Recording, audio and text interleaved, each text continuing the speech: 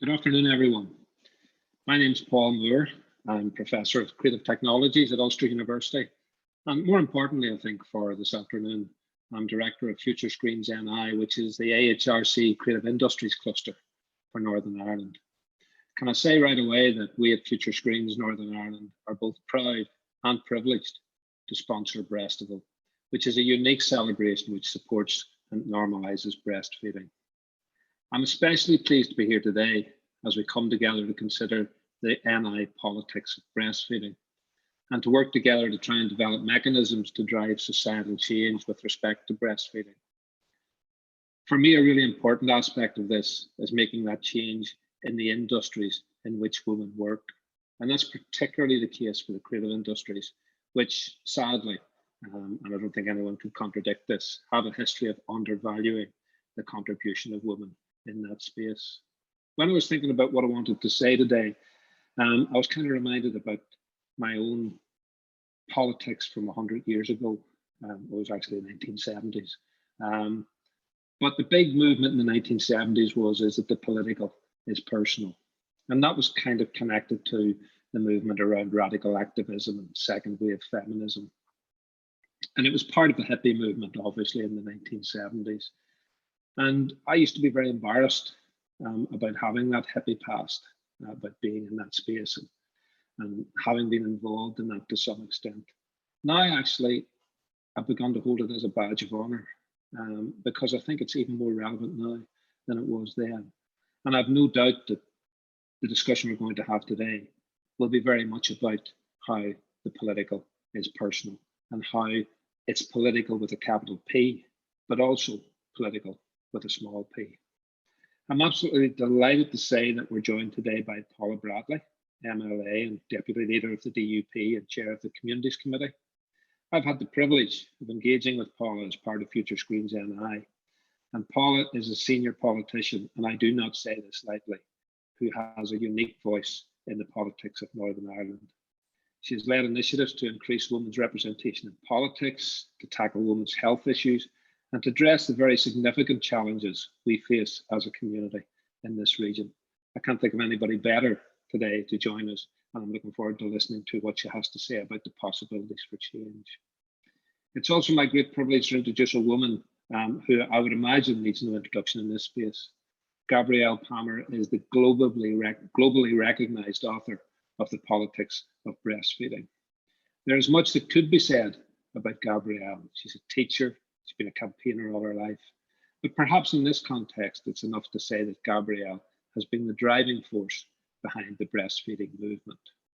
Indeed, she and many like her is the reason that, like others, I've chosen to boycott certain global companies, because like Gabrielle, I spent a lot of time in Africa and have seen at firsthand the damage caused by the unsafe use of formula. That's perhaps another story for another day, but it reinforces that notion that the personal is political. And my time in Africa taught me much about the responsibilities that we in the West have and the responsibility that we don't necessarily face. So I'm really looking forward to the thoughts and stimulating words which Gabrielle will deliver to encourage us to raise our voices and work for change.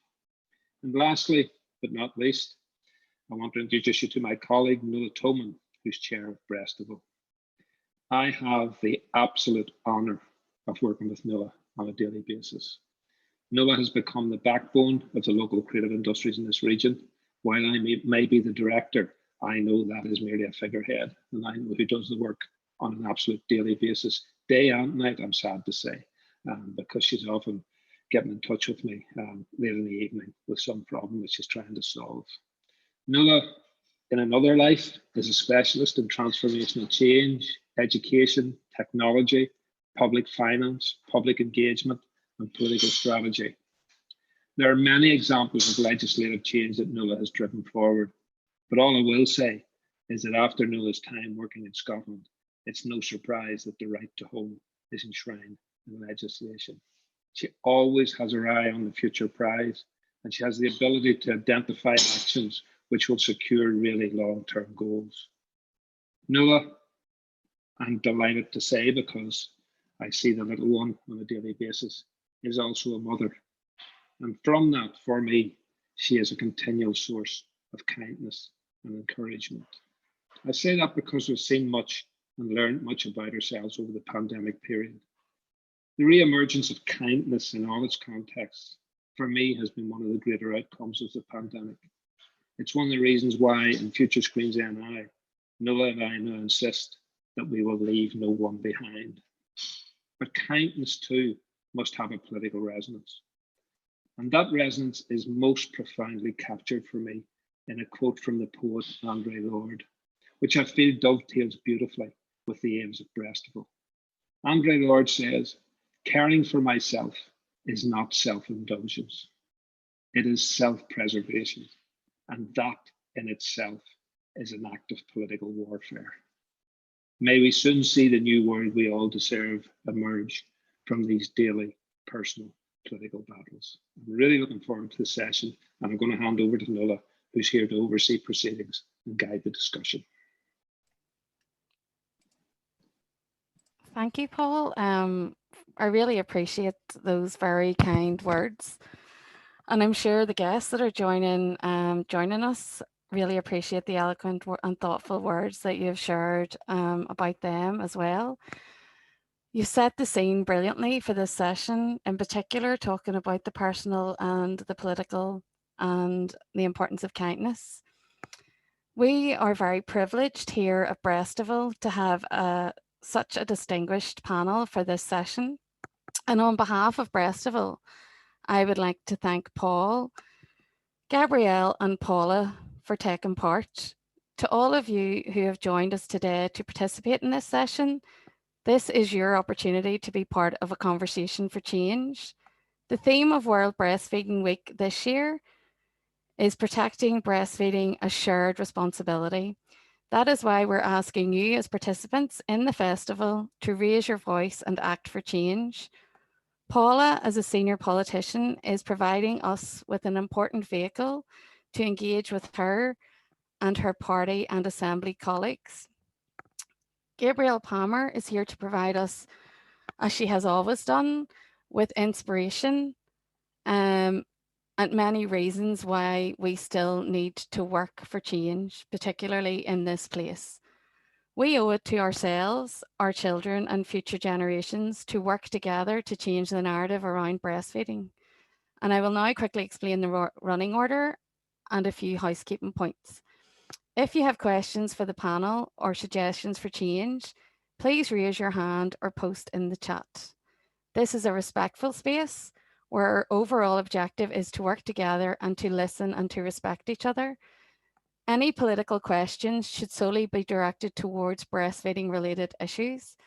And I will be supporting Paula and Gabrielle and Paul to navigate through the questions and feedback. I will now hand over to Paula, who will be followed by Gabrielle. Thank you, Nuala. And can I also thank Paul for his very kind introduction, and I hope I can do it justice. And can I just begin by saying that I'm truly delighted to be here today hosting this roundtable on the Northern Ireland politics of breastfeeding. I'd like to extend my thanks also to Breastival for their invitation and opportunity to engage with mothers and families and to hear directly from you about your experiences and recommendations for improvement, and I know there are many. The theme of World Breastfeeding Week is Protect Breastfeeding, a shared responsibility. Shared responsibility emphasizes the role that we can all play together as a community and as a society to normalize breastfeeding. If we are to protect breastfeeding, then we must understand and address the barriers to breastfeeding, and communities has a significant role to play. Indeed, each and every one of us can play an essential role in ensuring that breastfeeding is not viewed as a private activity, but as a normal part of everyday life. Today, I am keen to listen to you, to hear your suggestions about how we can work together to protect breastfeeding.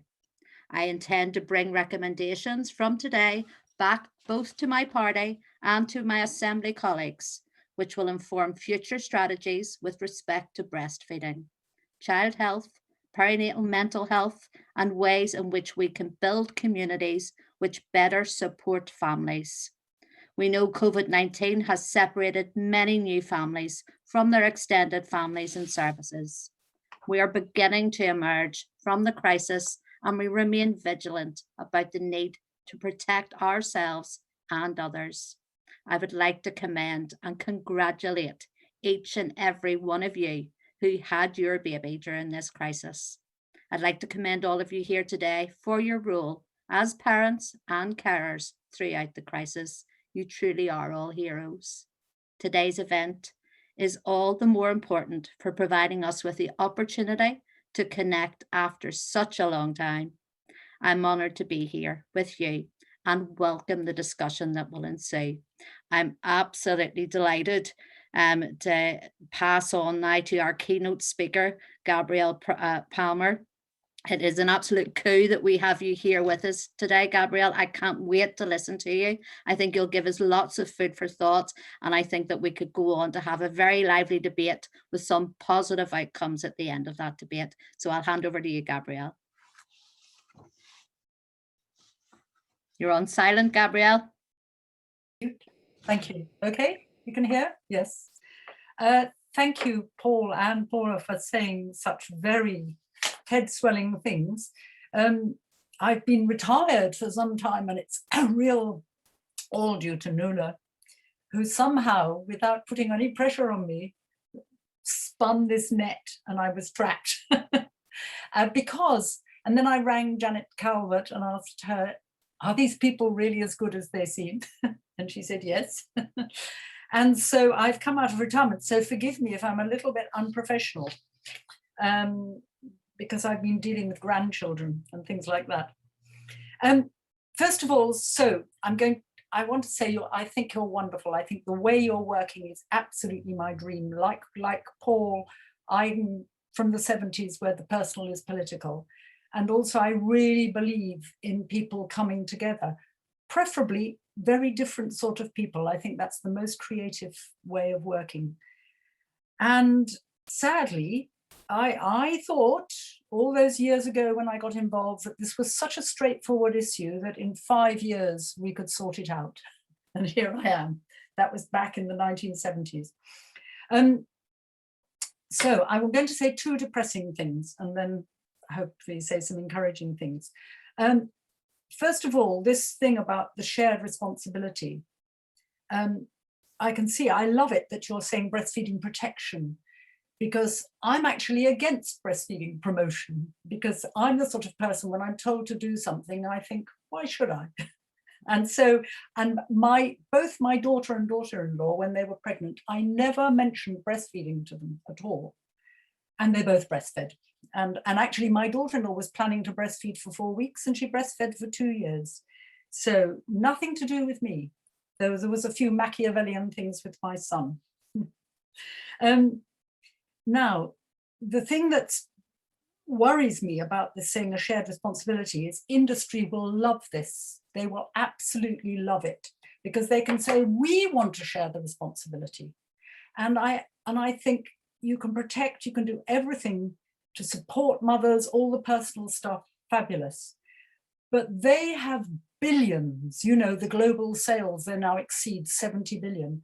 And the money spent on promotion is not the big crude billboards, it's luring and entrapping all the medical profession, the pediatricians. And I don't know whether any of you saw the article in the BMJ in May 2020 about how all the claims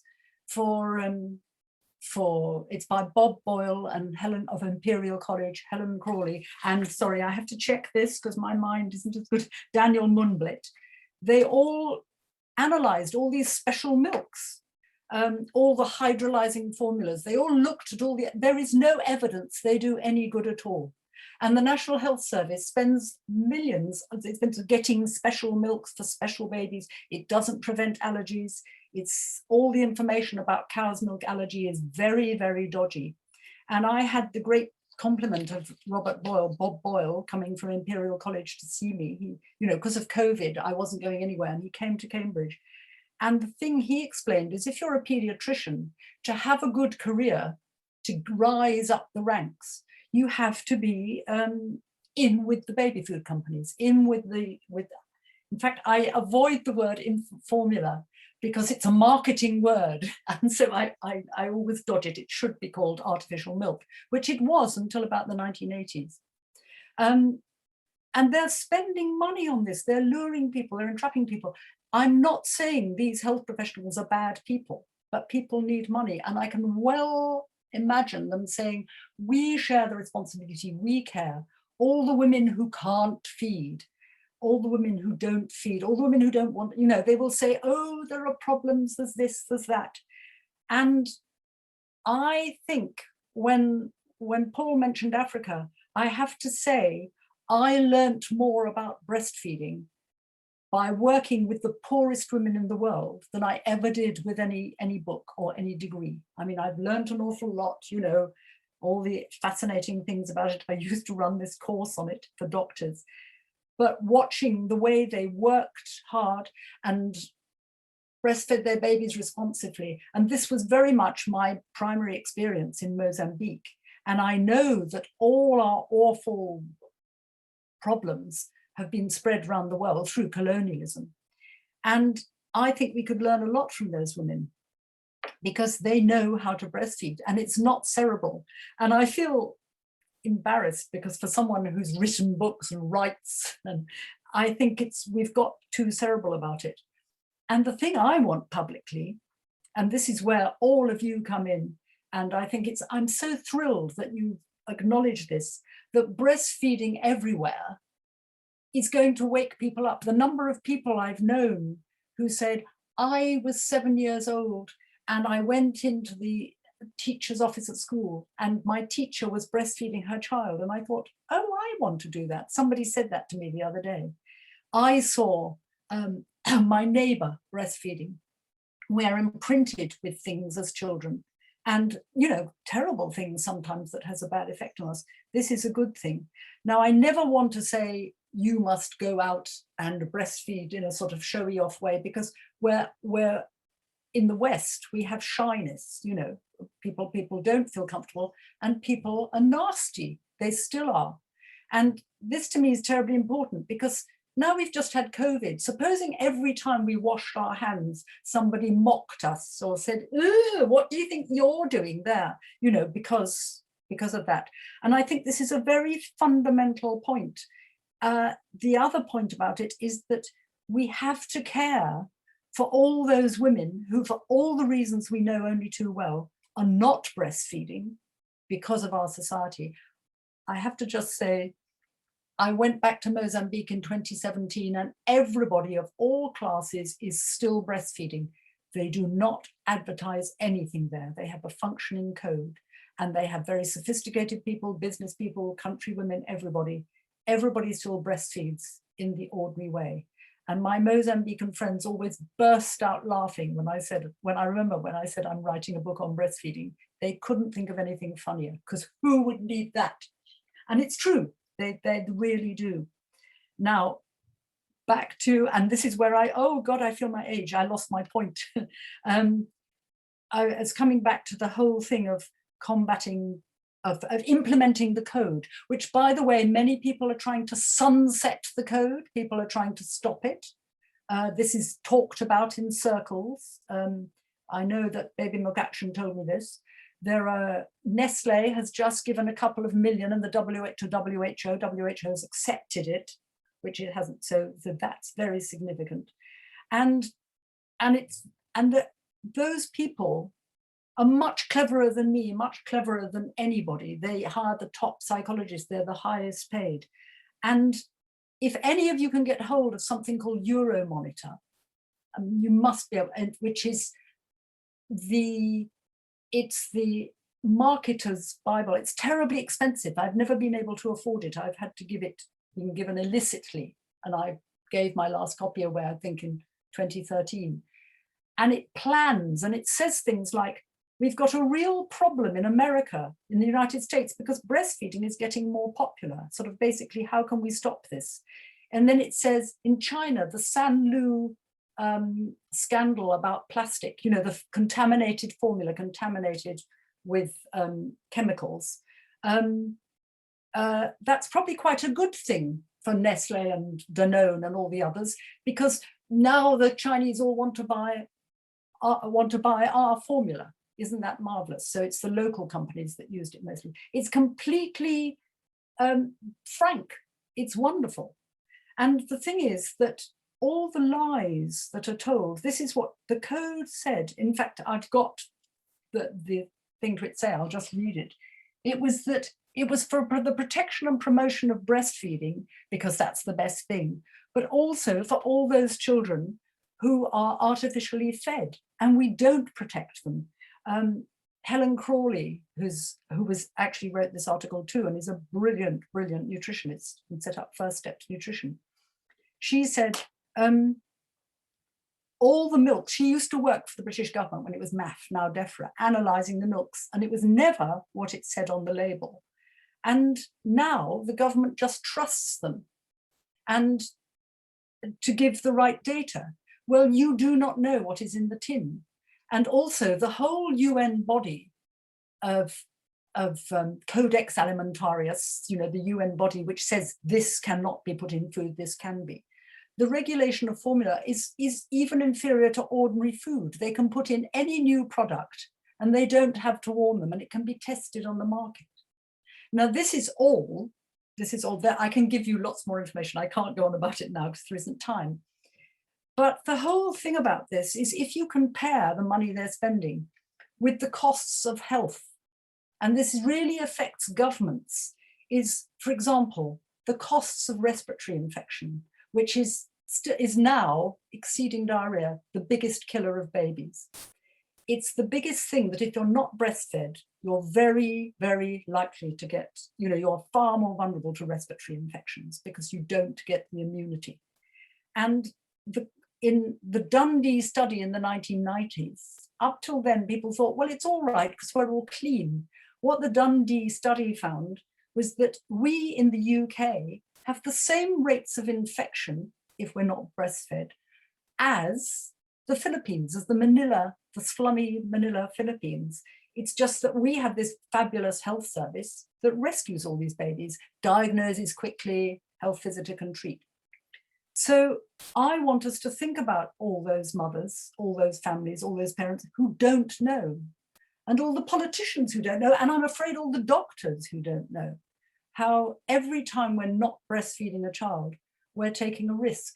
And I don't want to upset people. And I can say to all of you that I have never said to an individual ever in my life, and would never say it to any family member, I wouldn't say it to anybody, if you had breastfed that child, they would have not got that pneumonia. Obviously, breastfed children can still get ill. But Victoria, this sort of famous Brazilian researcher, doctor, showed there was a complete correlation between whether you were exclusively breastfed, mixed fed, exclusively bottle fed, and actually, funnily enough, he found that children that were fed with cow's milk had fewer infections than those fed with infant formula. That was in Brazil. And there was a complete correlation because you're not getting the antibodies. Now I think every woman has the right not to breastfeed if she doesn't want to. I would think it's quite sad, but I want to be inclusive, but I think it's wrong that parents are being lied to. The final thing, the last point that I want to make is the economics of it is absolutely outstanding. I can't give you, I haven't got the figures to hand, but you all know them, and it's in this 2020 article. Huge cost savings in health. Any government should look at this because it's serious stuff, serious money. And I think all of you together, there are people who know this stuff, and there's plenty in the literature about the money that could be saved. You know, in America, the US has done a lot of research in this. There's huge cost savings. And the last thing, do you want me to shut up now? Have I gone on too long? No, right. The last thing is we're entering a climate emergency. do you know, people don't know that children can be breastfed for longer than 6 months. My professor at the London School of Hygiene and Tropical Medicine, he's a lovely man. He was shocked to learn that I had a relative who was breastfed for 14 months. He thought that was odd. He was an anthropologist, he's a nutritionist. And he said, and he just doesn't know that you breastfeed longer than 6 months if you want to. And thinking about emergencies, when we're looking at fires, floods, heat waves, there'll be electricity shortages. You know, I don't want to be a Cassandra, but we all know this will be a matter of life and death for children in rich countries too. And I've always said this whole issue is a matter of life and death in poverty. It's a matter of sickness and health in our society. If my grandchild gets a respiratory infection, I can get help quickly. But if you're trapped in a flood and you hear about formula being helicoptered into some area, well, even if you're mixed feeding, if you're lactating and you carry it on, and lots of women just give a few breastfeeds in the evening. This is normal around the world, even if their child is being artificially fed in the daytime at a nursery. And this is all key stuff, and we'll be having to make these decisions. Now, having said all this gloomy stuff about how terrible it is, and I still lose sleep, I just want to say that, and this is why I said yes to Nuala when I sort of feel, oh, I can't cope with this anymore, because there's so much scientific evidence that, in fact, a pediatrician called Anthony Costello has called this the social impact, has written a book, all this, about people getting together and exchanging information and supporting each other and doing things has more effect than government health campaigns, you know, than the posters or messages on television.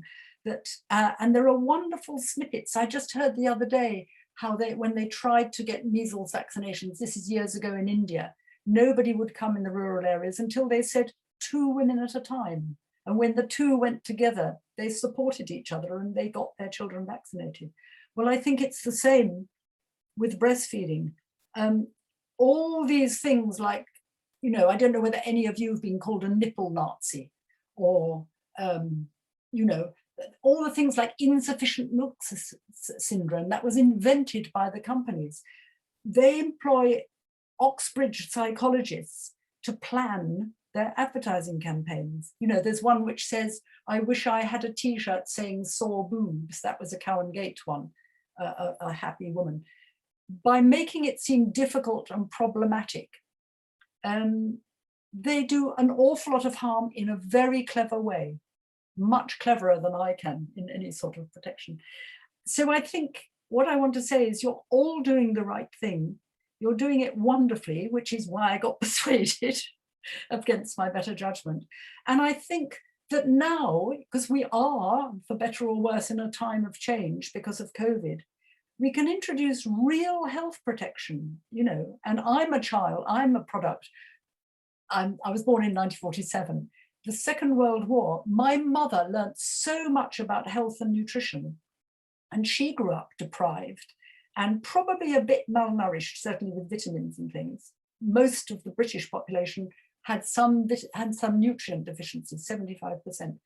Because of public policy and public action and health protection, health improved dramatically. And actually, Britain got a prize. The Lasker Foundation gave Britain a prize for the best improvement in public health ever at the time. Now, I'm a product of that. I was just born a year before the NHS, but my mother knew enough to feed us properly. She had 4 healthy children, and it's all because of public health policy. And I think there's an economic argument in it. And what you're doing now, the main message I want to say is don't burn out, don't be like me and get absolutely exhausted. But you're doing the right thing, and I'm thrilled to be able to talk to you and delighted that this is all going on. Thanks, I'll stop now. Thanks so much, Gabrielle. I mean, that was a very powerful piece that you have shared with us today, and we are so delighted to have you with us. And just one of the things I wanted to pick up on before I open it up to the floor is this idea of a sunset on the code. which I think is a very disturbing prospect. Even the fact that we're 40 years into the code and it's poorly implemented across the globe gives me some concern. And just as a wee kind of example, when we're talking about the personal and the political, my daughter was a breastfed baby. She wouldn't go near a bottle. You know, the way there's this mythology that you should be expressing milk to get some time for yourself. Well, Russia was in no way for getting into this at all. She refused every bottle that, you know, and she was quite hilariously determined in it. And then she went to daycare. And when I went to daycare, I said, you know, Russia doesn't take a bottle, but it's fine. You know, we're all set. She'll be fine. And just give her a wee drink. And so some weeks later, I arrived in the daycare and they were like, are you sure she doesn't take a bottle? And I said, definitely not. She never has. And she said, well, she's drinking everyone else's. So she was the only breastfed baby in the daycare. So at that age, she was experiencing societal pressure, as I see it, because she'd never shown any interest until she saw that everyone else was doing it. So, and in the same, the other example, in the same daycare, they had the shared pictures in the parents area one day of them all making bottles to feed babies, which I thought was very disturbing because it's encouraging that from such a young age. And I encouraged Rasha to go in and have a conversation about that. And you know, she did say there are other ways to feed babies, and now that's part of the conversation. But I just wondered, Gabrielle, if you could give me some thoughts on the societal pressure around formula and breastfeeding. Well, it's because and I think that's the thing about my book. It was this combination.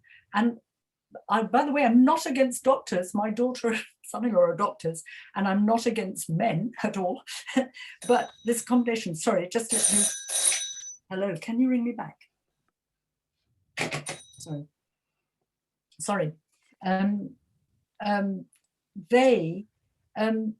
It was this combination of commerce. It's as soon as you follow the money, doctors got interested in infant feeding. They decided to take over. And the whole thing was they thought women were stupid and women didn't know, and they needed, you know, I think I've got it in my book saying this wonderful, caring pediatrician, but the word didn't exist then, said, foolish, unlearned women have been too long in charge of infant care. This pressure stays all the same. Sorry, I'm sorry about this. Okay. Excuse me. Ben, can you ring John's mobile? Sorry, this is my grandchild. The societal pressure, it has to be dealt with, and it's complicated. Please don't disturb me. It's Ben on the phone. Sorry, this is my life. Sorry. Happens us all. We've all got the sorry, same. Sorry, I do apologise. I think it needs a lot of thought, and the most thing is being inclusive.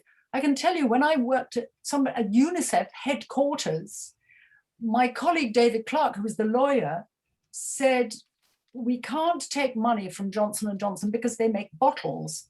And, you know, bottles kill babies. Bottles do a lot of harm. It's impossible to keep them clean in poor societies. And this man, the head of fundraising, said, bottles, harmful, give me a break. You know, he didn't know. And I think our biggest problem is that people don't know. And we mustn't, and then there are all the people who say express to put in bottles. People love technical solutions. It's a big issue, and we haven't got time here to go into it, but so I won't. Other people have good ideas. No, thank you. Thank you for addressing that issue. So I'm now going to deal with the questions from the chat. I will be calling out your name if you're here, and you can give me an indication of whether you're happy enough to unmute and chat. If I don't hear from you, I will ask the question on your behalf. So firstly, I'm going to ask Holly. Holly Carroll, are you here and happy to unmute yourself? So, hello, can you hear me? Yes, we can. Thank you, Holly, and thank you for your question. Yeah, it's a question to Paula Bradley. I know that some of the MPs, some of the female MPs worked very hard for Westminster to get its own creche to support breastfeeding mothers in politics. And I work for local government. And I wonder what needs to happen for creches to be included in local government buildings so that mothers can return to work easily, especially breastfeeding mothers. Okay, thank you. Thanks, Holly, for that. I know in the Assembly at a time, probably about 6 or 7 years ago, I sat in the Assembly Executive Review Committee where we looked at this very subject for the Assembly because we had several women then who were pregnant or were of childbearing age. That wasn't myself, by the way. So we had looked at that for the Northern Ireland Assembly and we went out to Assembly members to consult on that. And they had decided as Assembly members, or we all had decided as Assembly members, that it wasn't the place, we didn't want to do that in the Assembly, but it was more to do with the hours that we worked and for children to be placed in a creche to maybe 3 a.m. in the morning, or a lot of Assembly members felt that their children would be better in childcare nearer the homes rather than in the Assembly.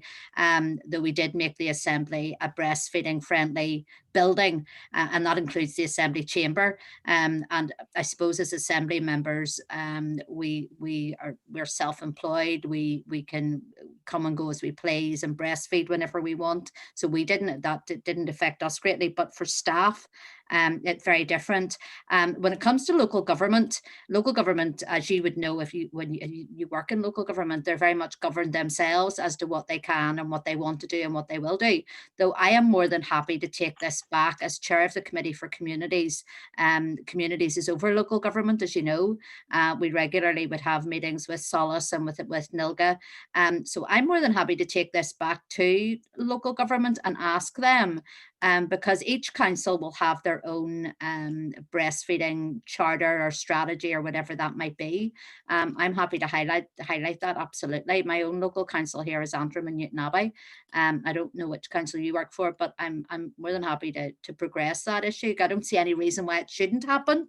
If there's a need for it, and if women are asking for it, then to me, I don't see an issue with that. It leads to better working conditions, better productivity, all of those things, to be able to have your child near you and to do your breastfeeding. My daughter-in-law is a postwoman.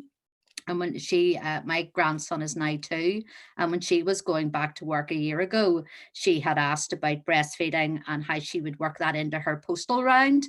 And they said to her, well, you could call into there's public toilets along your route, just call into public toilets and express milk there. And she was like, but that's just horrific. So it's across. They were actually most unhelpful. When she had said she needed a fridge, she needed somewhere clean to breastfeed, to express, and that is what her employer, the Royal Mail, came up with, was to use a public toilet during her round to express milk.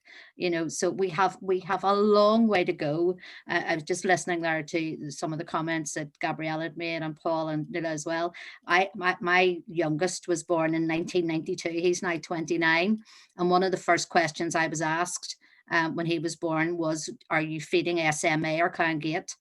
There was no mention of breastfeeding at all. I think there was only 2 of us in the entire ward of maybe 10 women that actually asked about breastfeeding. It was just seen as the norm was to bottle feed. So I'm horrified that we're now in 2021, and the statistics are showing us that breastfeeding is still such a low rate of uptake. I'm absolutely horrified with it. So I make my commitment, Holly, that I will go back and ask the questions of local government and see what we can do. Ask them what they're going to do, what their policies are. Thanks, Paula. And I suppose just on that issue, and we'll not discuss it greatly because there's so many people who have questions for this panel, is just to say there are lots of issues there to try and progress in employment legislation, and also, as you have said, about raising the the story about your daughter, which is horrendous, and thank you for sharing. There is an importance in having conversations with employers, and it is often a sad situation that women have to take that initiative, and while there are some protections, they're just not, not enough. So and that's another, I mean, I suppose that's the other reason why, we don't have our own specific legislation here in Northern Ireland. If we had some, legislation in place, at least employers then would be made to do, be made to have the, those certain strategies or whatever it is in place in each workplace. But while there's no legislation, and while we're working under the Sex Discrimination Act, it's bad. It's really poor. Thank you. No, thank you. I just want to include some other people because I don't want to dominate the discussion myself. So I have a question from Colette McAllister. Colette, are you still on the call and happy to unmute? Hi, Noah. Yes, good to see you. Good to see you on the call. So anyway, do you want to go ahead and ask your questions? No bother at all. And thanks a million to yourself, Noah, and to Paul as well, and Gabrielle and Paula for our panel discussion today. And I think Paul fairly got to the crux of it earlier in terms of the fact that the personal is very much political. My question is just, obviously, I had my first baby last March, just at the very beginning of the pandemic. And the midwives were absolutely phenomenal in Aunt Mary at the time, but they were rushed off their feet, and I had so many difficulties in those early days just with latching my baby on, and those initial days are so important for establishing your breastfeeding, and I was consistently having to get them back into the room or recall them in the night, and because I'd obviously given birth via emergency cesarean, it was particularly difficult. So I guess knowing the economic benefits, which you have touched on, Gabrielle, quite well, and the fact that these are very extensive and multifaceted, and also just knowing a lot more of powerful testimonies that you've also touched on in terms of this being actually a matter of life and death, of health and sickness, the antibodies that are given to our babies through breastfeeding. Being aware of all of that there, you wonder, what way that we can focus in on the economic return that breastfeeding does bring to ensure that our local hospitals are adequately resourced so that our midwives or our breastfeeding support workers or consultants are able to provide that support in those early days. Or, for example, the way that we obviously have our birthing partner whenever you're giving birth, but then they're obviously gone then, and then those initial days of breastfeeding, then those many hours that you're in hospital by yourself and maybe can't get that support whenever you need it, and it's particularly difficult. So you wonder what ways that we can better support mothers in those times. Thank you all very much for this. Thank you, Colette. Gabrielle, do you want to address parts of that question? Well, I've always been saying we have lost knowledge, and it's because in the past, in that situation with Colette, was it Colette? Yes, is that your name? Yes, it is indeed. Sorry, I got the name right. Is that a mother or an auntie or a granny? If you go back 100 years, she would have said, "Oh, look, dear, this is how you do it. This is how you do it." Or I'll calm the baby down, have another try. It was all in the family, and that knowledge was there. Well, what artificial feeding has done, and Britain was probably the first country in the world to kind of go over to artificial feeding, was that we lost the skill, we lost the knowledge, we didn't know. And also, I'm very, very keen on this group confidence. And probably, if you had seen breastfeeding happening all around you when you were young, and I was, we're all in the same boat, it would have come to you in some instinctive way. And I always make that comparison with dancing and singing. If you go to a dance like the Caribbean countries, everybody dances there because 2-year-olds dance, they see dancing. I come from a sort of generation where people used to learn from a book, because before YouTube and all those things. And the same with singing. If you've never heard singing in your life, you don't know how to sing. You need that support. But I think it has to be a confidence, and then other people, and masses and masses of health workers, probably particularly in your country, of health workers who didn't breastfeed themselves. And women carry this. That someone's, I know that midwives have done calls and said, "Don't worry, dear, I couldn't breastfeed, the bottle's all right." and it's not, they think they're being kind. Mothers-in-law, mothers do it, saying, oh, don't bother with all that, because they've suffered and they carry that pain. And I think we have to be very aware of that women don't forget that, even if they put it out of their mind. So we all want to think. I mean, I've done terrible things to my children, and they're all fine now, you know, because I didn't know, I didn't do the right thing, I didn't know what to do. And that's something we have to remember, that people are not impartial. Politicians, health workers, doctors, lawyers, everybody carries their own experience with them. And I hope the critical mass, the more people who breastfeed, have you got a daughter or a son? Yes, the son, he's 17 months now. Right, oh, that's wonderful.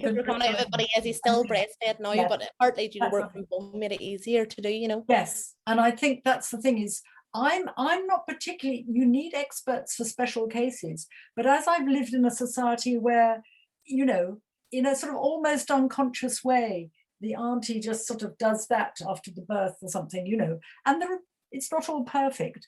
But I know, for example, hospitals are great things, but in the Gambia, where they did all that research, they did masses of nutrition research, the only woman who ever had a breastfeeding problem, who had twins, had delivered in hospital. They never had any breastfeeding problems. So even though it doesn't diminish, you know, the suffering of your generation, of the more support you need and the lack of staff. And I think it's never given the importance. They don't think it's as important to sit down and take time with you, because they've got to deliver babies and do lots of other things. So it's a complex thing. And you do need a few experts. This is, but not, it should become common knowledge in everyday life. And I think that would be also, if there were lots of creches, if everybody breastfed at work, if you saw breastfeeding, you know, sitting in fast food places or on walls outside, you pick it up subliminally in your brain. And that's so I would say every time any of you breastfeed in public, you're making a significant public health contribution that's saving your government money. So I'm sure not now. Thank you. But congratulations. Thanks, Gabrielle, and thanks, Colette. Paula, have you any points you would like to add to the discussion? Yeah, but just was thinking there about some of the things that were said earlier, and about Gabrielle had mentioned the washing of hands and how we do this 100 times a day now. I remember probably at the early part of the pandemic, I bought myself some masks. So I did of a popular website, and I started wearing a mask going in and out of Tesco's and everywhere else. And the amount of people that were staring at me, and, you know, some of them were saying, wise up, why have you got that on? Who do you think you are? You know, all of this, the comments that I got day and daily, you know, for those first few months, up until everybody was wearing a mask. So kind of just think to myself, you know, is breastfeeding the same? You know, the more we see it, the more that it just is part of, it's normal, it's normalized. It's, you know, this is the best start we could possibly give our children, you know, that, and it just gets me in 2021 that we're even having this conversation, that we have to have this conversation around breastfeeding. And, you know, what Gabrielle was saying there about the politics of it and about the money involved.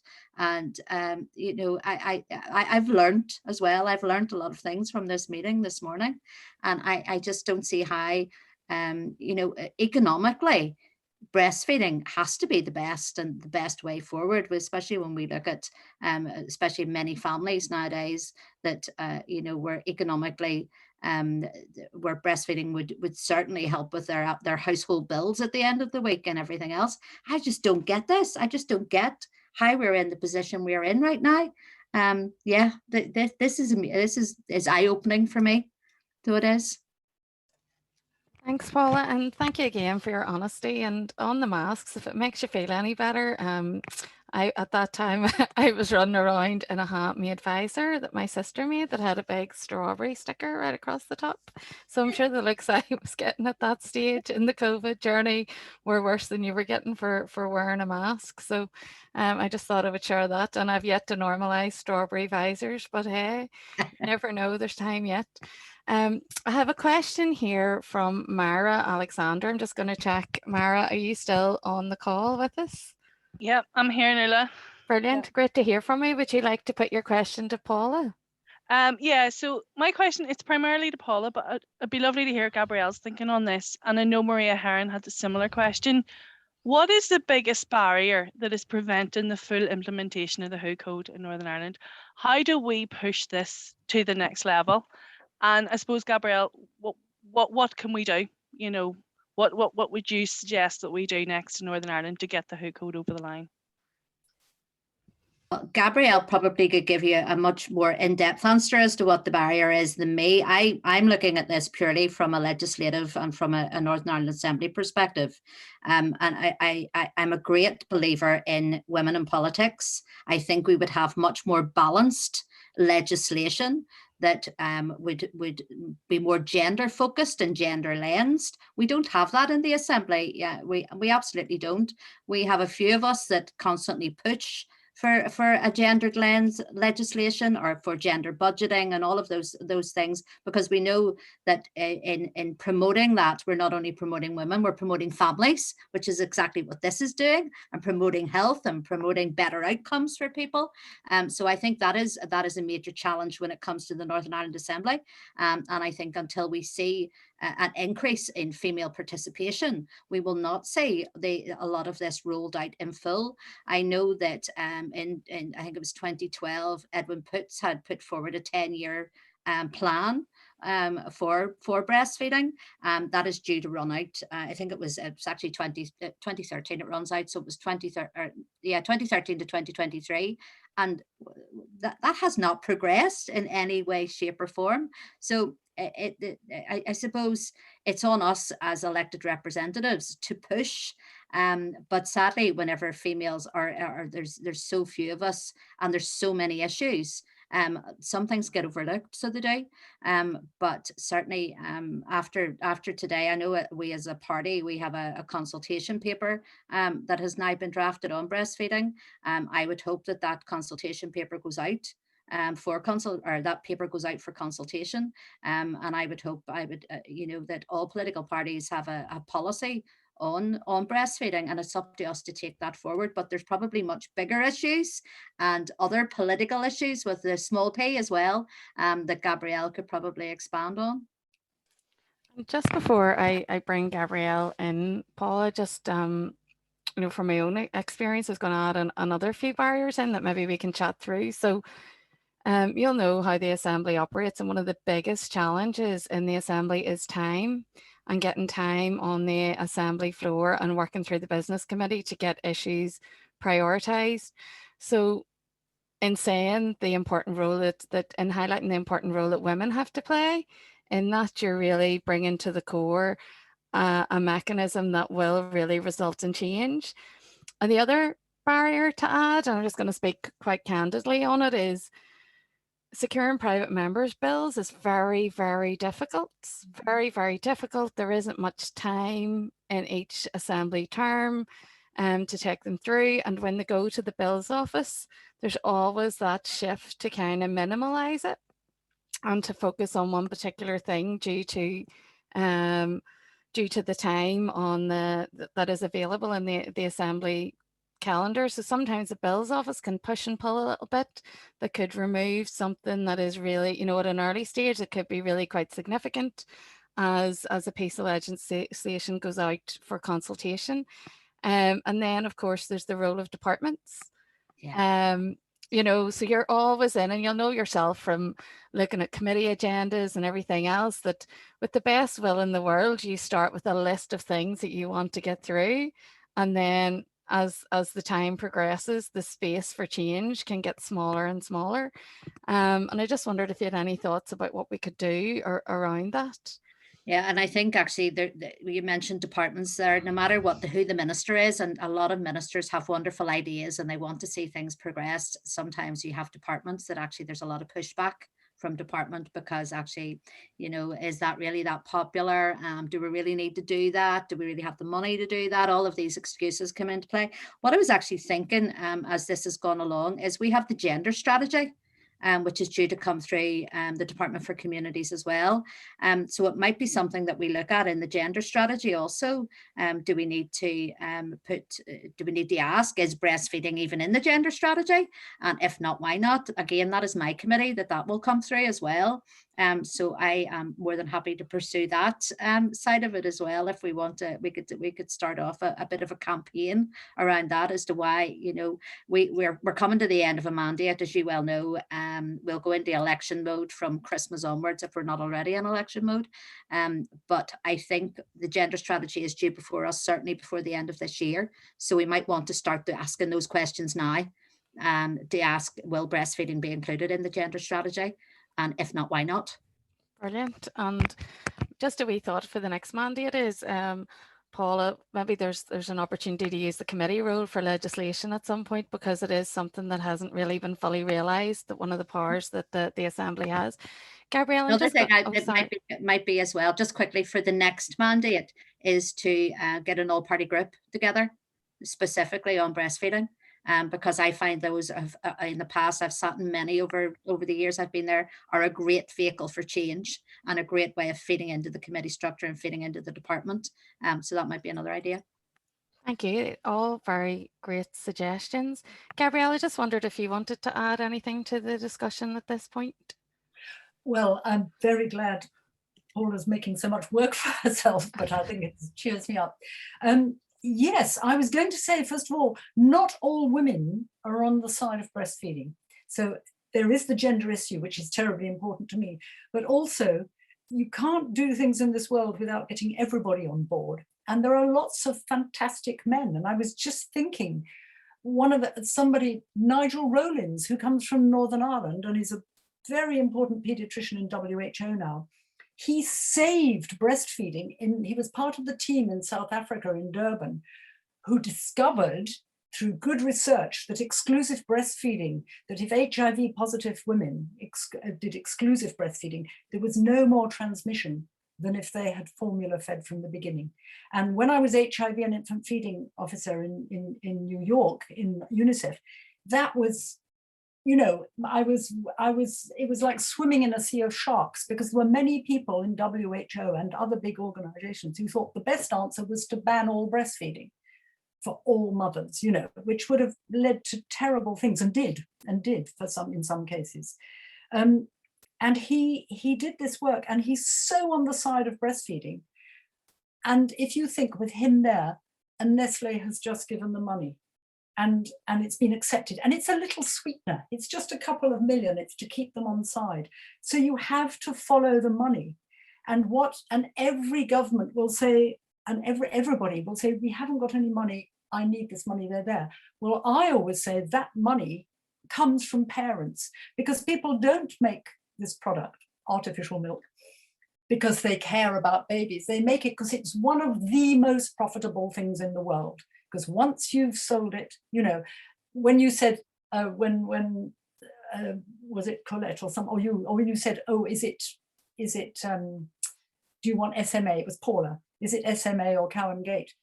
Did those health workers know what was in that product? No, they didn't have a clue. Had they tested it? No, they didn't know. They didn't even know whether it contained pathogens, and some of them do. Now, the whole thing is what you have to show, and this is where you need your economists, is your government is going to be better off, your economy is going to be better off if you cut all these healthcare costs than if you accept all these sweeteners from this money making, which is our money. It's been stolen from artificially feeding parents who are not given the right information. So always you have to follow the money, and you realize the power in the world is whether it is giant corporations, you know, Danone, whoever, who we all have worked very hard to make us think how benign they are. I mean, Nestle's got this bad name, but surely Danone. And of course, a lot of these products are made in Ireland. I don't know whether a lot of the milk comes from Ireland, north and south. And it's, you know, we're in this entrenched situation. If every woman and the family is supported and just says, no, I'm not going to use this, then it can be where it was supposed to be when it was invented, for orphans, for rare cases, for extraordinary cases.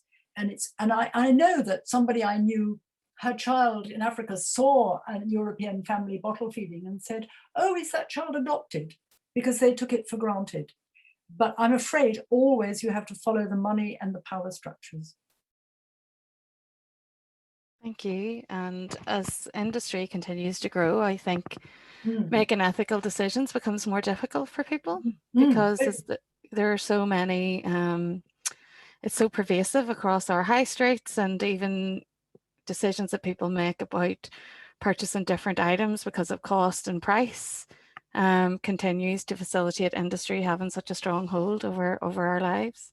And I would, well, sorry to cut in, but it's because it's subliminal. And I remember one of my students did an assignment on complementary feeding, and she put, rice is a gentle product. Is this a scientific term? She didn't even know. She'd read it in an advertisement. You know, baby rice is gentle. She'd read it in an advertisement, but she thought she'd read it in a scientific journal, and it's a meaningless term. So, and in all the promotion, which shouldn't exist at all, you know, this is a replacement body fluid, and we should have the same standards as for a drug. And just, I was prescribed something the other day, and I read the contraindications and thought, I can't take this, you see. Now, that should be what it is for every parent. They should have the truth. And of course it's going to be difficult. And they mustn't feel bludgeoned into breastfeeding if they don't want to. But why are we lying to parents? Why are governments, when it's the most important time in life? And I have never, you know, doctors and people don't say your child got this because you weren't breastfed. It's too cruel. But we have to somehow get this information across. Thank you. And just to highlight to the panel, we are now at 2 o'clock. So can you give me an indication if you're happy to continue to about 20 past 2? Just because there are so many women who have questions in the chat. Is that okay with you both, Gabrielle and Paula? Yeah, you're okay to stay for another wee while. So Claire, who's on the call, had asked if you could provide the citation for the article. I will get in touch with you after, and we can post it up on our Facebook page so that everyone can access to it. So Emma Roden, if you're still on the call, you have a question. Would you like to unmute and ask? Hiya. I think you might have already answered this really, actually. But it was just, you know, governments want to support their economic growth, and infant formula and foods bring huge profits. So I suppose it's that conflict of interest. Even though we've got clear health and economic benefits of breastfeeding, how do you get breastfeeding prioritised over that? You know, and like you've already said, if formula companies are taking their profits from the public and then reinvesting that back into sort of undermining breastfeeding, it's just this ongoing cycle. So it's how do we break that cycle? How do we push the code through into actual legislation? Gabrielle, I'm going to ask if you any comments on that before I hand to Paula. Do you want me to say something? Just if you have anything, because it was still in the discussion of industry, and then we'll deal with the legislation. I think it's important, when we are a campaigner, it's important to propose something concrete rather than always criticize, because, you know, everything is too difficult. And I would think when people say, but we need that money, I think you could say, well, look, take a tax from every company, a specific tax that goes into code implementation by the government. And because the companies are always saying, oh, we care about the code, we care about breastfeeding, we care. In that case, tax them, and each company could pay tax. That's a proposal. It's unlikely to happen. But I think it is all a matter of education of the powerful. And at the moment, the campaign groups across the world, they're quite, in my opinion, I don't know, because I don't know what's going on everywhere, they're quite fragile because they're not getting funding, because funding from aid agencies doesn't go into this. But I think you're doing it, And the code is there. And I've always said, look, all those officials, I mean, for goodness sake, Margaret Thatcher voted for the code. And it's updated every other year, and it's full of good stuff. Are we saying all that work is meaningless? It hasn't been implemented properly because company lawyers, it's not every country in the world still does some promotion, except a few like Mozambique, usually the very poor countries where they don't bother to market. We haven't won yet. It's still not only scientific and factual information. They're still abusing it. And they invented all these other products to get round it. You know, follow-on milk shouldn't exist. After a year, give your children a glass of ordinary cow's milk. You know, it's all rubbish. You just have to try and make it interesting and explain rights to people. And if I knew the answer to that question, I wouldn't be going into despair every month when I read something else. I would be a much more cheerful person. Thank you so much. One thing that the Assembly does have is revenue generation powers, and that's revenue generation powers with a purpose. So it has to be, if a stream is to be enacted, it has to have a purpose. So I believe you may have just coined a very, very good example of a potential revenue raising power for the Assembly. So thank you for that, and we will take that on board and think a bit more about how that, you know, the suggestion that you have made could be implemented in this space. Paula, don't let the companies start telling you what to do. You know, that's the most important thing. Yes. Just love that idea. So watch this space. I think there's like a campaign team led by the Code Monitoring Group here, and Claire Flynn and Jennifer Hanratty, who are listening in on this call. So I guess it's time to get some heads together and think about that particular example. Paula, have you anything you'd like to add at this point? Just to add on that, you know, as you know, we receive money through our Barnett Consequential from Westminster, and there's various types of tax. If you take like the sugar tax, and we'll receive part of that as a Barnett Consequential. But in the Northern Ireland Assembly, any of that money that we receive, no matter what it is, whatever it's for, or whatever the tax might be, it's up to the Assembly then how it's spent. So what we find then is we get specific money under various taxes, and that money could go absolutely anywhere. It doesn't even have to be spent on combating whatever the tax power is from Westminster. So it just goes into the one big pot, and it just depends on what is competing, which is generally health and education. So it just, you know, you have any of this money that is going to central government, you know, it's just rather shameful and hypocritical that that money then is maybe going to health inequalities.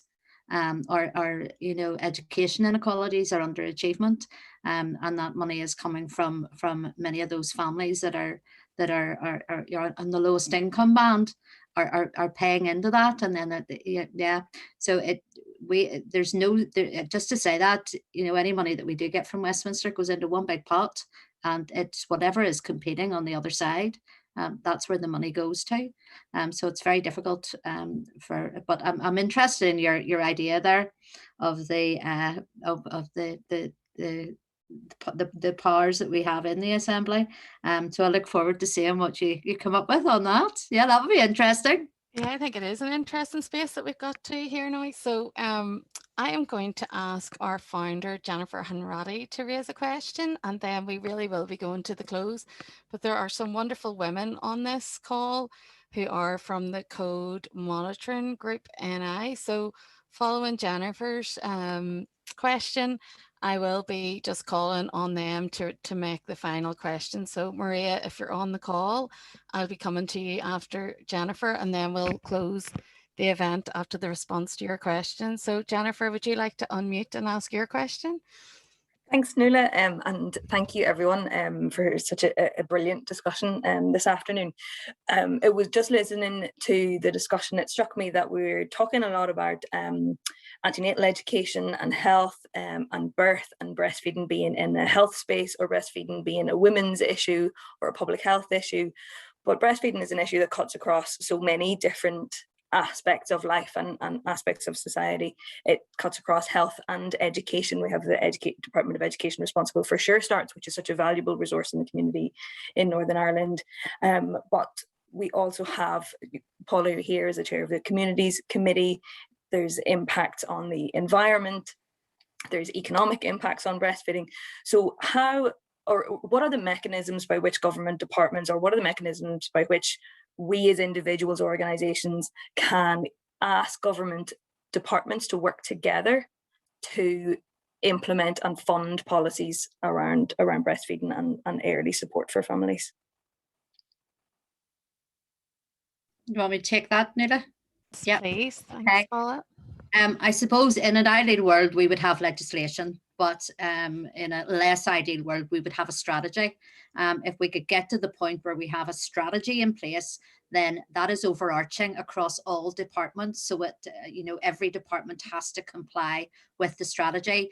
You'll all be aware that we have numerous strategies in the Assembly over its time that sit in our library up there, a beautiful library full of strategies that just collect dust, because strategies are only as good as the people that implement the strategies or hold them to account. So therefore it has to be a robust strategy. That fits in also in with a programme for government outcomes, which this does. It absolutely does. So if we could get to the point where we have a specific strategy, which I do think is doable, then that strategy will hold every department to account, every minister to account, as to meeting the aims and the objectives of that strategy.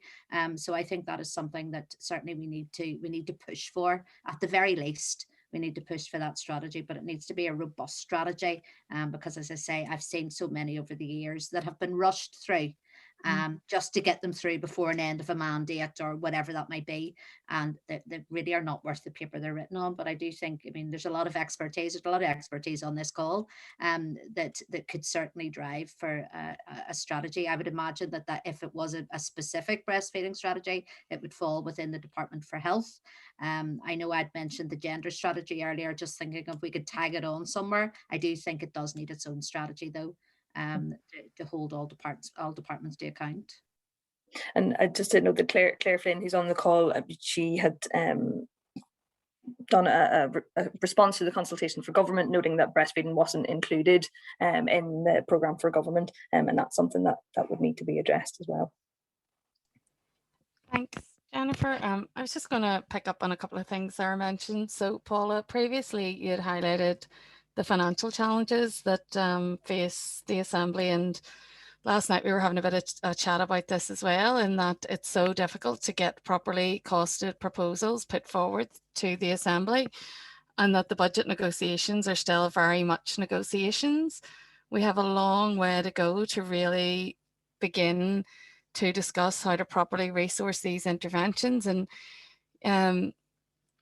you'll know as much as I do how difficult it is when something falls into two different departments, and the kind of tussle that kind of happens largely at official level again, around trying to leave it in one department rather than the other. And all of these are presenting challenges to a fully integrated approach. Would you have a quick comment on that before I hand over to Gabrielle for a thought? There's generally a lead department though that will lead with that, and I see lots of people are coming up about the breastfeeding strategy. Obviously the strategy as it is at present is not robust enough if it's not getting the outcomes, and it certainly isn't. By going by today's conversation, the outcomes are not there. So there will be a lead department, and that lead department needs to be held to account. But that's why I often think that if we look at the mental health strategy, we have a mental health champion. So there needs to be champions within those departments that are covered, that are actually championing the cause and just holding the feet to the fire of the department at all times, and asking them, what are you actually doing? That doesn't seem to be happening as it stands at the moment, or we wouldn't be having this conversation, and these issues wouldn't be highlighted here today. But certainly, as I say, there will be a lead department. But again, it's only as good, any strategy is only as good as the people that have been put in charge to deliver the strategy. And sadly, there quite often, we don't see it happening. We have it with autism, we have it with mental health, we have lots of issues where we just don't see the full delivery. We don't see it actually measured then against the outcomes of the programme for government, which I think is another strand, and we're lucky to have that here in Northern Ireland.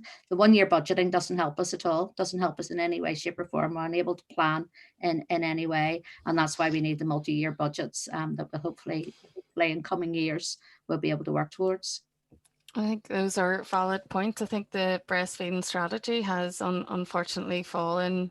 It isn't receiving the political priority that it deserves, and these kind of discussions that we're having aren't necessarily being had in the formal spaces that can affect change. So I think you've raised some good points in that context. Gabrielle, have you anything that you would like to add in response to Jennifer's question? Yes, I think I must say, the thing I've learned from my long life is that people never let the facts constrain their arguments. So I love all the information, obesity strategies start at the beginning. Westminster doesn't ever look at the babies, when they're talking about diet and health, they don't mention it. It's all from 5, all about losing weight, all sorts of things.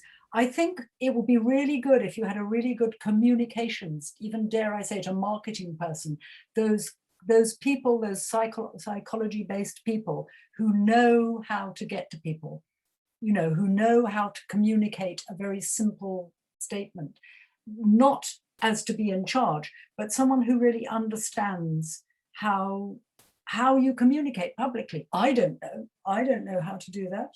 I write a book, but you can't force people to read a book. And I think we can learn a lot, sadly, from marketing people who know how to get a message across. And once, it's the critical mass. Once you get a majority of women breastfeeding where it is normalized, then it'll have a domino effect, And I think with COVID and with climate change, there's no argument. In France, breastfeeding soared during the Second World War, and then it fell down again. So that's a sad reason to make it happen. But you need a communications expert and talented person just to advise you. Okay. And Gabrielle, just before we finish the call, and I thank everyone, and I want to bring in Maria Heron, because Maria is one of the women that really assisted me in gathering information to send to you as you were making your decision to participate in this wonderful event. So I would really like to give the last participation to Maria just before we close the event. So Maria, can I ask you to unmute and raise your questions? Lovely, thank you very much, Nuala. And I'm just absolutely delighted to meet with you, Gabrielle, in this format. This is one of the books. This has almost been like a Bible for me since my eldest son was born nearly 29 years ago, and it set a fire off inside me. And I have to say, it's probably one of the reasons that I'm still involved in the breastfeeding world. And I think the disruption of that lovely relationship between mothers and babies, I just sort of feel, how dare they, and that it's continuing today. And as you say, there's so much money, so much psychology pumped into it, and ultimately it's us that are missing out. But there has been, I think for Northern Ireland, this is a really interesting time, and that terminology used, like critical mass, that there's so much passion here. And we're in an interesting position too, in that this is such a broad cross-community issue, that we have, everybody is helping each other. And we've got some great groups here like Breastfeeding Northern Ireland. The strategy, I think, and hearing the ideas here it's really exciting. And I think maybe for more of us to get involved in the next strategy and have that very clearly on the table about the full implementation of the code. The group Code Monitoring Northern Ireland was set up a couple of years ago by Claire Hackett, who interestingly herself has now become involved in politics. So that's really fabulous that we'll have a champion there. But I think, in terms of the relationship and building the relationship with the Department of Health and with the current Minister for Health, at least in the most recent correspondence back, there was acknowledgement that there is a need to protect pregnant women and their families from aggressive marketing. There's also recognition that the legislation could be strengthened and the limitations of the current legislation. However, there was this sort of sense that we needed to wait for the UK and for the south of Ireland to do something before we should do something. And, you know, I don't think we should agree with that at all. I think, you know, this is an opportunity for Northern Ireland to lead the way and on such a positive topic and at such an important time. So, Gabrielle, if you have any final words of wisdom, that would be very welcome. Thank you.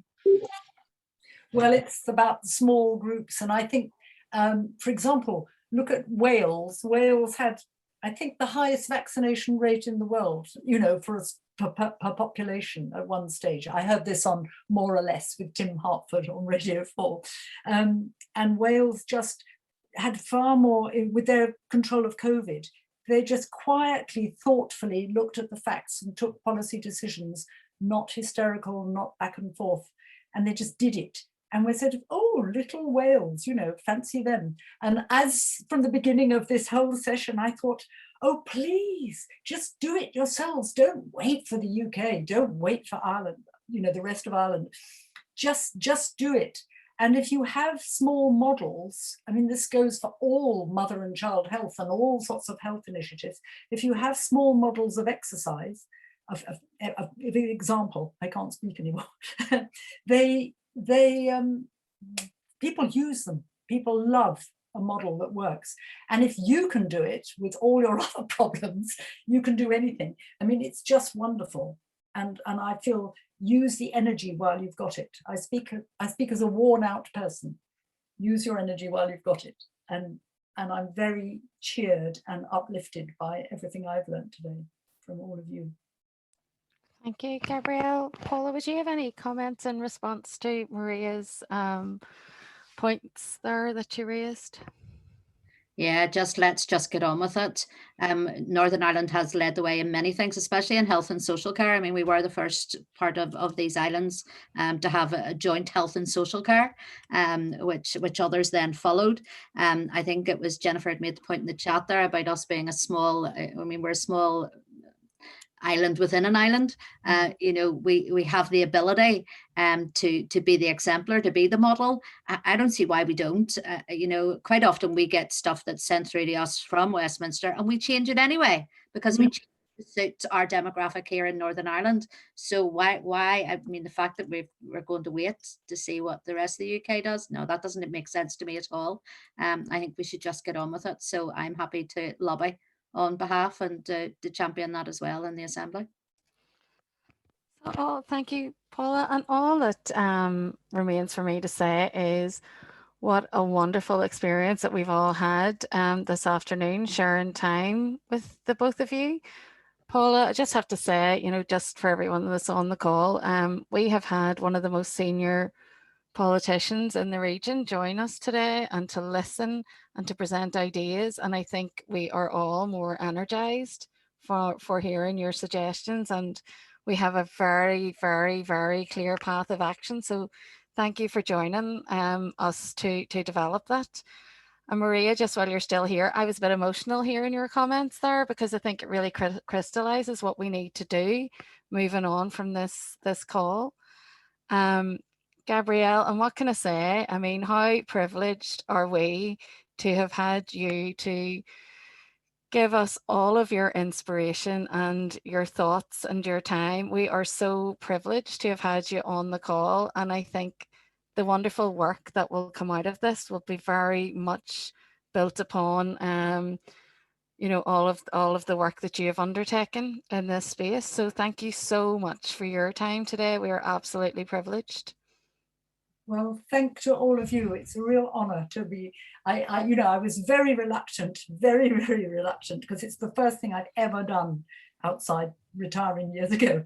And it's a real honor to be able to be in contact with you doing such sterling work that is, to me, is effective. The way you're doing it is effective.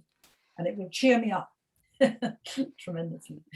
Thank you so much again, Gabrielle, and thanks to everyone who joined this call and all of the people that have posted questions in the chat that we didn't get to, because there are so many of you, and I can only apologize that we didn't get to deal with those issues today, but we will save the chat and come back to them at another point. And let's look forward to a good time of planning and plotting about what the next stages are. And Paula, we'll certainly be calling on you in terms of some of the many ideas that you've brought out to us today. Jennifer, would you like to say any quick closing words? Right. I think just to echo those sentiments, thank you all so much for being here and being part of this session. Thank you, Gabrielle, for coming out of retirement to join us. And we're really, just inspired and excited to take some of this work forward. We will be noting everything that's been said today and rewatching this video to make sure that we have taken note of all of the commitments and all of the things that we collectively, not just Breastival, but code monitoring and all of the amazing women and the passion that we have in the community to move things forward and improve the landscape for all women who want to breastfeed their babies.